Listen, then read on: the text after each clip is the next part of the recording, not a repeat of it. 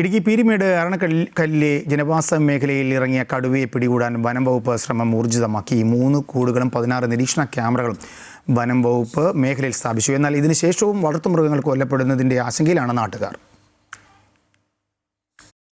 മൂന്നാർ പാമ്പൻമല ഭാഗത്തു നിന്ന് 22 കന്നുകാലികളെ കൊന്ന കടുവ കഴിഞ്ഞ മാർച്ചിലാണ് വനംവകുപ്പിന്റെ കൂട്ടിൽ കുടുങ്ങിയത്. ഇതിനെ ഏപ്രിൽ 2-ന് പെരിയാർ കടുവാ സങ്കേതത്തിലെ ഉൾവനത്തിൽ തുറന്നുവിട്ടു. കടുവയുടെ നീക്കങ്ങൾ അറിയാൻ റേഡിയോ കോളർ ഘടിപ്പിച്ചിരുന്നു. ഈ കടുവ തന്നെയാണ് പീരിമേട് അരണക്കല്ലിൽ എത്തിയതെന്നാണ് വനംവകുപ്പിന്റെ നിഗമനം.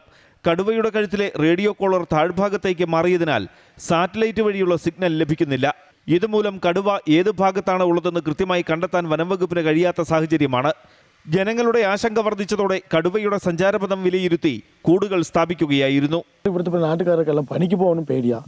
ഇവിടെ 100 പിള്ളേർ പെരിയാർ സ്കൂളിനും പോകുന്നുണ്ട്, അരണക്കൽ സ്കൂളിനും വരുന്നുണ്ട്. അപ്പോൾ പിള്ളേരിനും ഭയങ്കര പേടിയായി പോയി. ഇപ്പോൾ ആൾക്കാർ വെളിയിറങ്ങി നടക്കാനും ഭയങ്കര ബുദ്ധിമുട്ട്. ഇസ്റ്റേറ്റുകാർക്കും പണിയെടുക്കാനും ആൾക്കാരും പണിക്ക് പോകുന്നില്ല. ഇത് കാരണം ഞങ്ങൾ ഭയങ്കര പേടിയായി നിൽക്കുന്നത്. ഞങ്ങൾ എല്ലാം ഒരു ശക്തമായിട്ട് ഒരു സമരം നടത്തിയപ്പോൾ ഇവരെല്ലാം വരുന്നുണ്ട്. DFO അടക്കം എല്ലാം വന്നുകൊണ്ട് ഇവർ മീറ്റിംഗ് നടത്തുന്നുണ്ട്, ഇവർ സ്റ്റേ ചെയ്യുന്നുണ്ട്. ഇവർക്ക് വേണ്ടി അവർ എല്ലാം സ്റ്റേറ്റ് മാനേജ്മെൻറ്റ് നടത്തുന്നുണ്ട്. ഞങ്ങൾ മെമ്പർക്ക് നിലയ്ക്ക് ഞങ്ങളുടെ രാഷ്ട്രീയ പാർട്ടിക്കാർ എല്ലാം ചെയ്യുന്നത് അവർക്ക് സപ്പോർട്ട് ചെയ്യുന്നുണ്ട്. പക്ഷേ ഒരു പറഞ്ഞു ഇതുവരെ കിട്ടിയിട്ടില്ല. വനം വകുപ്പിന്റെ 3 സംഘങ്ങളെ കടുവയെ നിരീക്ഷിക്കാനും ജനങ്ങൾക്ക് സുരക്ഷ ഒരുക്കാനുമായി നിയോഗിച്ചിട്ടുണ്ട്. എങ്കിലും കൂട് സ്ഥാപിച്ച ശേഷവും വളർത്തുമൃഗങ്ങൾ കൊല്ലപ്പെട്ടു. ഇതിന്റെ ആശങ്കയിലാണ് നാട്ടുകാർ. MC Boban, Amrita news, Idukki.